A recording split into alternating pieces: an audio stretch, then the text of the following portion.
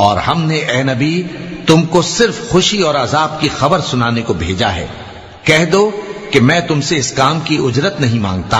हां, जो शख्स चाहे अपने परवरदिगार की तरफ जाने का रास्ता इख्तियार कर ले और उस खुदाए जिंदा पर भरोसा रखो जो कभी नहीं मरेगा, और उसकी तारीफ के साथ तस्बीह करते रहो, और वो अपने बंदों के गुनाहों से खबर रखने को काफी है। वही जिसने आसमानों और जमीन को और जो कुछ इन दोनों के दरमियान है 6 दिन में पैदा किया, फिर अर्श पर जलवा अफरोज हुआ।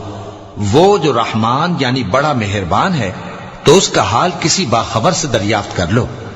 और जब इन कुफ्फार से कहा जाता है कि रहमान को सजदा करो, तो कहते हैं, और रहमान क्या होता है? क्या जिसके लिए तुम हमसे कहते हो हम उसके आगे सजदा करें? और वो इस बात से और बिदकते हैं। आयत सजदा तिलावत की गई है